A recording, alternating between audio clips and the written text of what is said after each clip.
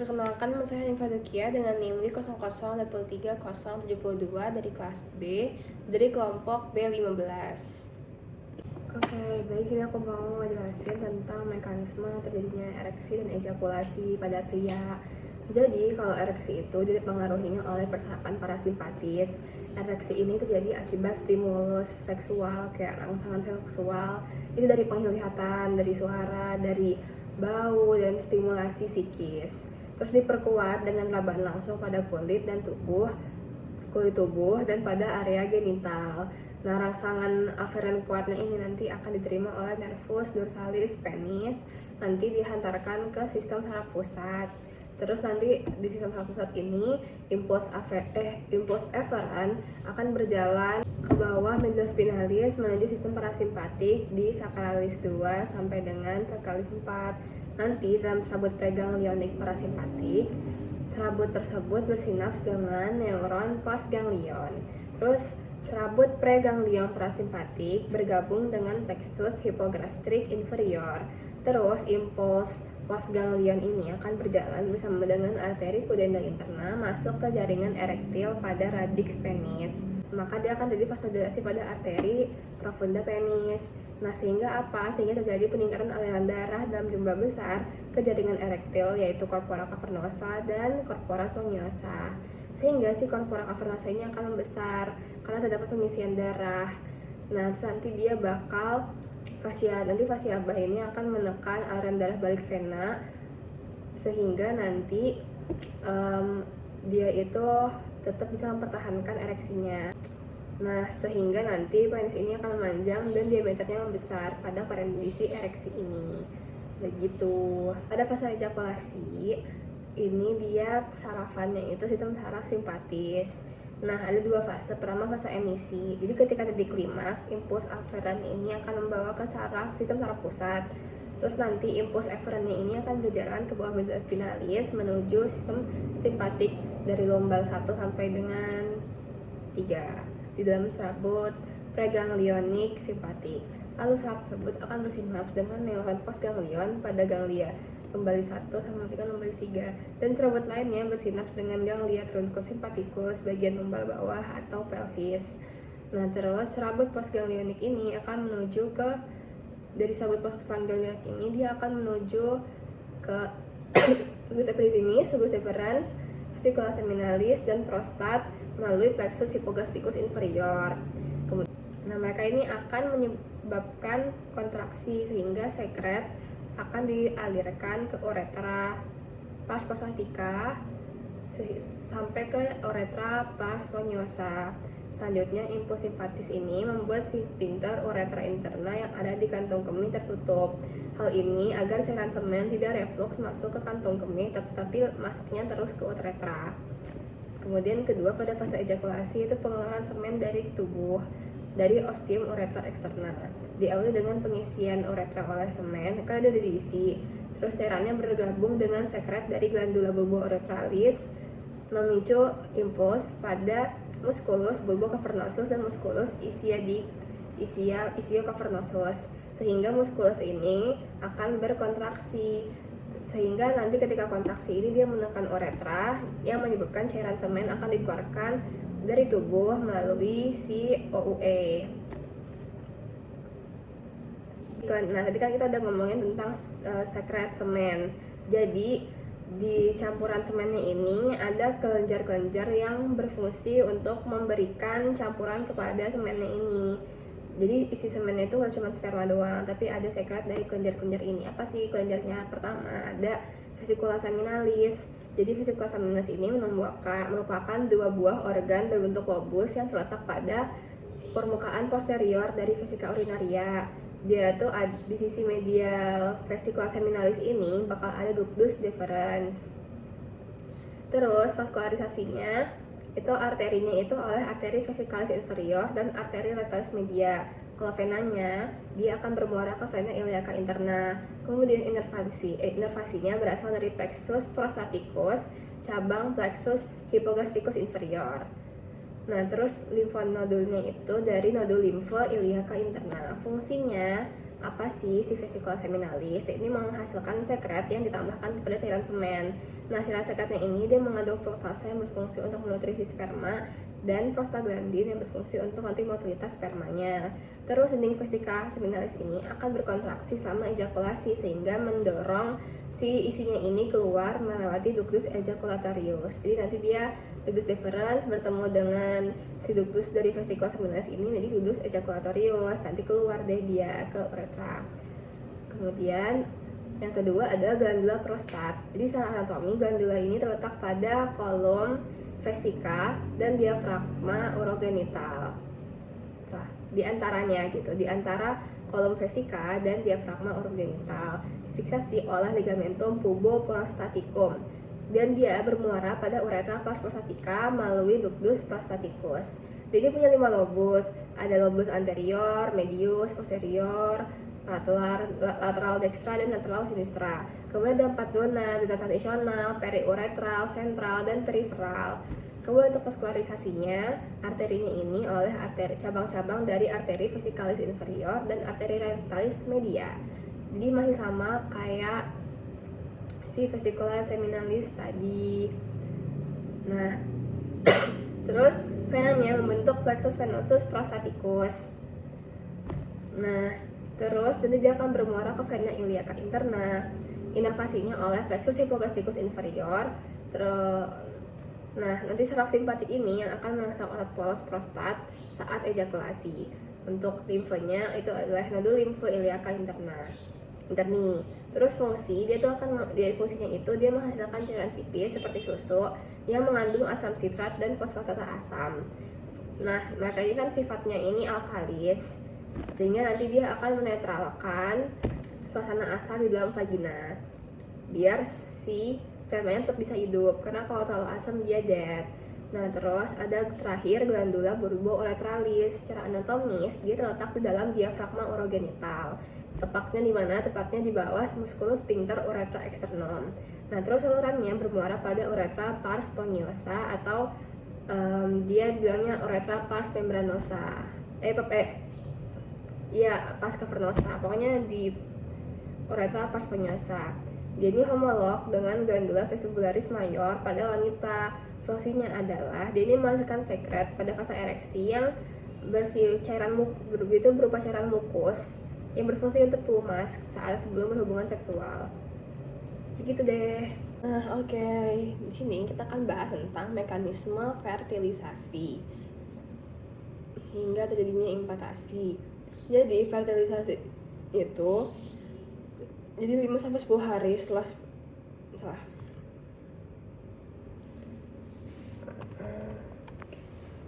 Jadi 5-10 menit setelah sperma masuk ke vagina setelah ejakulasi, sperma yang bertahan hidup. Nah, dia akan bergerak melewati vagina, ke uterus, kemudian masuk ke salah satu dari tuba falopi ini kayak hoki-hokian gitu ya. Terus dan dia tuh akan bergerak ke arah ampula dari falopi. Nah, terus perjalanan sperma ini dibantu oleh kontraksi dari uterus dan tuba falopi yang dirangsang oleh enzim prostaglandin pada semen pria dan oksitosin yang berasal dari kelenjar pituitari posterior yang dilepaskan oleh wanita pada saat orgasme. Gitu. Dari 1,5 miliar sperma yang dilepaskan ke vagina, hanya beberapa ribu yang berhasil mencapai ampula dari tuba falopi. Nah, fertilisasi ini umumnya terjadi segera setelah ovum dan sperma mencapai ampula. Biasanya dibutuhkan sekitar 3-5 hari untuk ovum yang telah dibuahi untuk mencapai rongga uterus. Nah, transportasi ini difasilitasi oleh arus cairan pada tuba falopi yang cairan ini berasal dari sekresi epitel si tuba falopi, kan dia kolumner simplex, dan juga dia dibantu oleh pergerakan silia dan juga kontraksi lemah pada tuba falopi yang mengarahkan dia ke uterusnya. Awalnya ismus tuba falopi masih berkontraksi sampai dengan 3 hari setelah ovulasi. Ismus itu yang paling ujung. Nah, terus nanti kan si corpus luteum ini akan mensekresikan progesteron, sehingga dia menyebabkan otot polos sekitar ismusnya ini berelaksasi sehingga dia terbuka. Wah, gitu. Dan dia akan membiarkan ovum masuk ke ovum yang udah dibuahi tadi masuk ke uterus. Nah, tapi gimana sih proses sperma ini menembus si ovum? Jadi pas sperma pertama kali dikeluarkan saat ejakulasi, dia ini nggak langsung aktif gitu, nggak langsung matur istilahnya. Nah, karena di saluran kenapa? Karena di saluran genitalia pria banyak faktor yang menginhibisi aktivitas dari sperma. Apa aja sih si inhibiting factor-nya ini? Salah satunya itu adalah kolesterol yang berasal jadi ketika spermanya itu masih di tubulus contortus seminiferus itu terpapar oleh banyak kolesterol, sehingga nanti dia itu kolesterol ini akan membuat lapisan membran yang menyelubungi si akrosomnya, sehingga nanti membran dari si akrosomnya ini jadi kuat dan tebal gitu, sehingga berfungsi untuk menahan si akrosomnya ini, menahan enzim dari si akrosomnya, biar enzimnya itu nggak lepas duluan sebelum dia nyampe ketemu sama ovum. Nah, terus ketika udah masuk ke vagina dan bergerak ke dua falopi, sering berjalannya waktu, perlahan-lahan spermanya ini bakal kehilangan kolesterolnya. Oleh apa? Oleh cairan-cairan yang ada di dalam si organ genitalia wanitanya. Nah, membran spermanya ini jadi makin permeable terhadap ion kalsium yang memberikan membantu dia membuat gerakan whiplash, jadi gerakan yang kayak mencambuk gitu dari si ekornya ini, sehingga dia tuh bisa kayak bergerak maju karena dia udah kemasukan ion kalsium itu. Nah, gerakan ini lebih kuat daripada sebelumnya karena sebelumnya tuh kayak geraknya lemah. Nanti kalau udah ketemu kalsium dia bakal makin kuat. Nah, dia juga akan memudahkan akrosom karena dia terkikis kolesterolnya.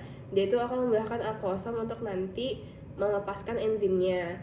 Jadi apa sih enzim yang ada di akrosom dan apa fungsinya? Ada dua, ada hyaluronidase dan proteolytic enzim. Nah, sebelum itu perlu diketahui dulu bahwa kalau di ovum itu materi intinya itu dilapisi oleh zona pellucida, yang di luarnya itu nanti bakal dilapisi lagi oleh sel-sel granula yang membungkus, yang namanya itu disebut dengan corona radiata. Nah, jadi si hyaluronidase ini dia bekerja dengan cara depolimerisasi. Depolimerisasi itu kayak polimer dipecah jadi monomer, jadi kayak dirombak gitu. Seperti apa yang dirombak? Polimer asam hyaluronat yang ada pada substansi interselular si sel-sel granulanya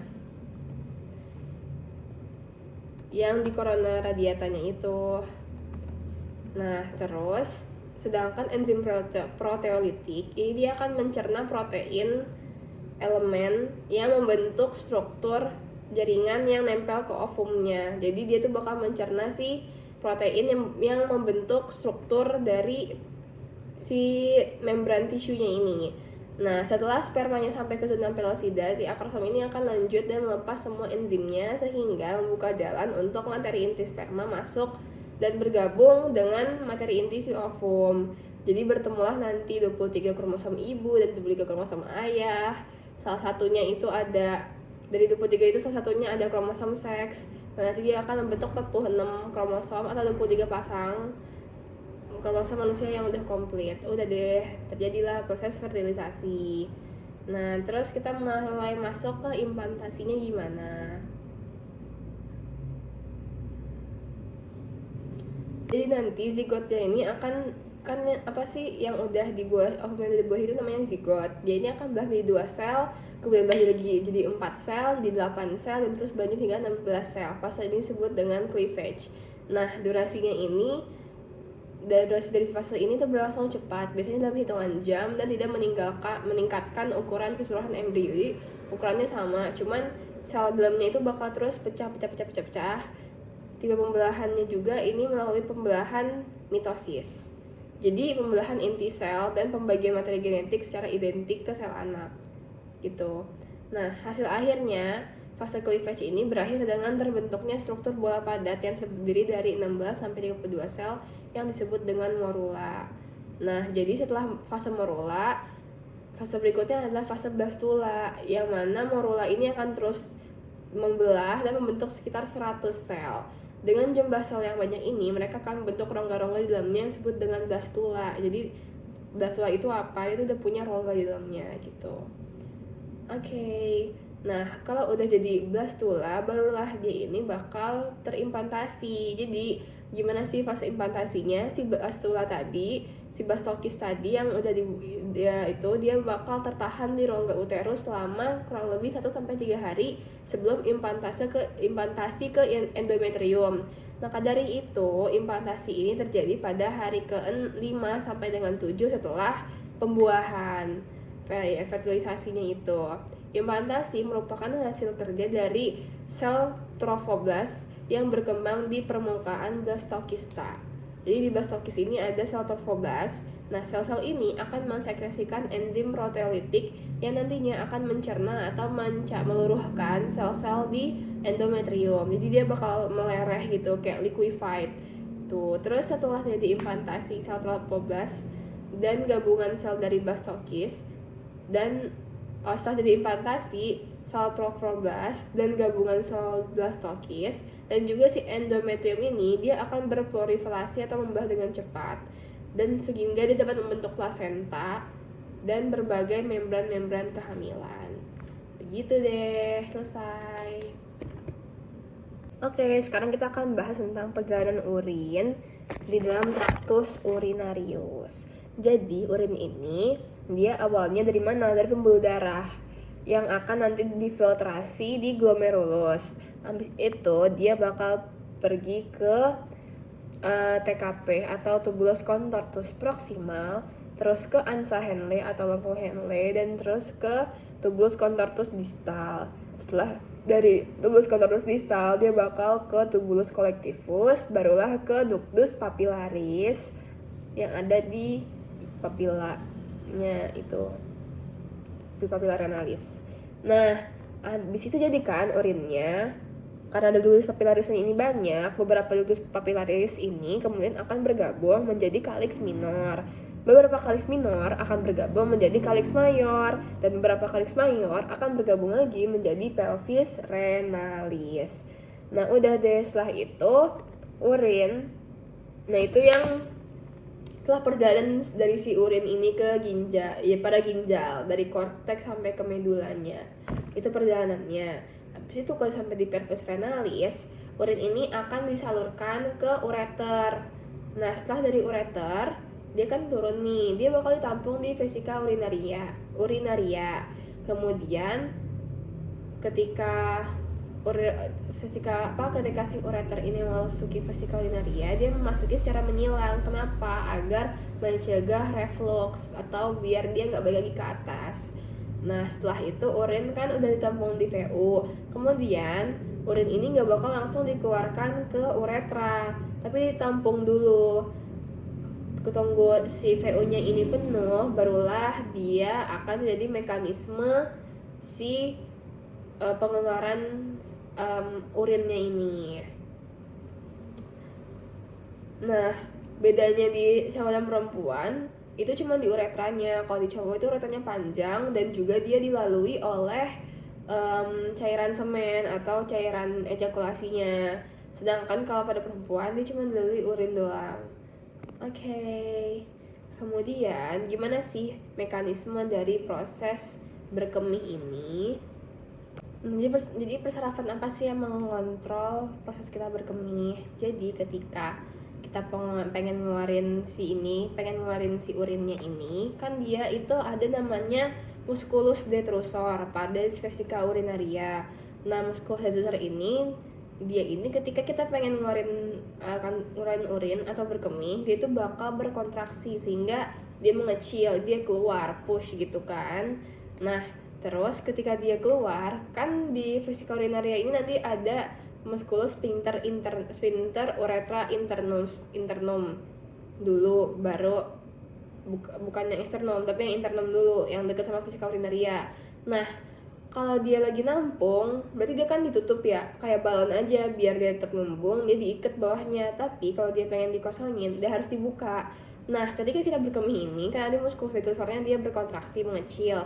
Nah, maka si sphincter uretra internumnya ini dia harus berelaksasi, biar dia lemas, biar dia kebuka, biar dia longgar, biar si urinnya keluar. Jadi nanti musculus kontraksi, sphincter uretra internumnya ini dia berrelaksasi. Terus keluar. Nah, sarafnya saraf apa? Itu diatur oleh saraf parasimpatis, sakralis 2 sampai dengan 4. Sedangkan kalau untuk yang kita kontrol ketika kita menahan kemih sih kayak menampung air ini, kita lagi nggak buang kemih, itu dia, nah sarafnya itu saraf simpatis, thoracalis 12 sampai dengan lumbalis 2. Nah dia ini ketika terjadi itu dia si musculus retrusornya bakal berelaksasi dan musculus sphincter uretra internumnya dia bakal berkontraksi biar si urinnya nggak lolos ke bawah. Begitu deh, selesai.